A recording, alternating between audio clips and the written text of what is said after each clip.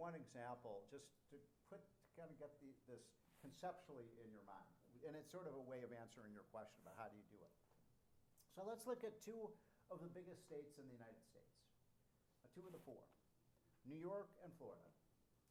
Okay, New York, I believe, has the highest income tax, or is California higher? New York highest if you count the city. Okay, so it's what, 13.5% or something like that if you live in the city. 13.5% income tax. Anybody know what the income tax in Florida is? 0. So they have a 13.5% tax in New York, 0 in Florida. New York spends per person, you're not going to believe this is true. I had to double check these numbers, and Arthur, you may think that maybe these are wrong, but I think they're true. You're right. New York spends almost twice as much per person on government as Florida does. Think of that, twice as much per person. And yet, Florida has superior public services to New York. They have better schools, they have better roads, they have better police protection, they have better ambulance protection. Almost every public service is superior in Florida than New York, even though New York spends twice as much per person.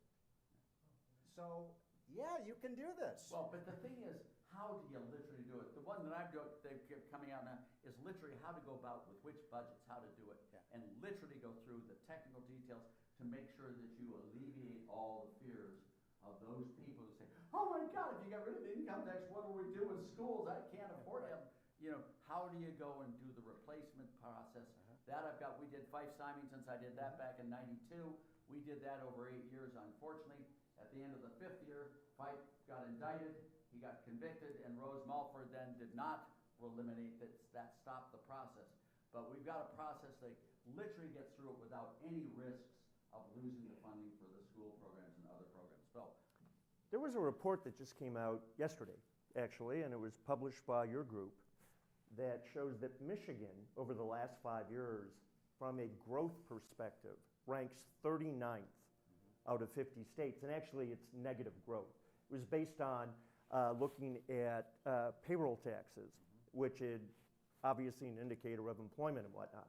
So Michigan has a problem with we're detracting, we're shrinking. And how do we turn that around? And one of the areas that is critical for businesses is to have a viably educated population to fill the roles of the jobs for tomorrow. And let's spend a little bit of time talking about, you referred to it, our education and the importance of attracting new business, the importance for growth, the impact of revenue on our tax structure when we have highly educated people. Yeah. Well, the problem with Michigan is that, you know, why would they locate a plant here when the taxes are so much higher? Corporate taxes, personal income taxes, everything. And so we've had states, my state's been producing cars like mad. Alabama, Tennessee, in this area done. We have no problem with the auto industry. It's Michigan that has the problem. And the problem is right to work, as you mentioned, first, and then also the high taxes. So what you're seeing is all the skilled people are being bled. You've got to make it attractive for people to bring businesses here to use the highly educated people you have.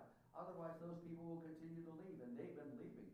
Michigan is one of the worst stories in the United States on people leaving and just going. I mean, you know.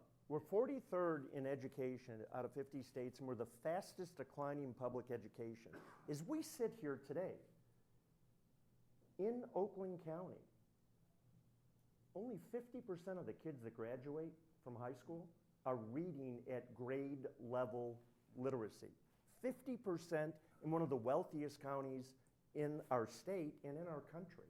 It is a huge problem, and public education continues to take away standards, continues to take away measures, continues to ignore the kids, while administration explodes in the cost of administration. But this is what happens when you get a situation like this.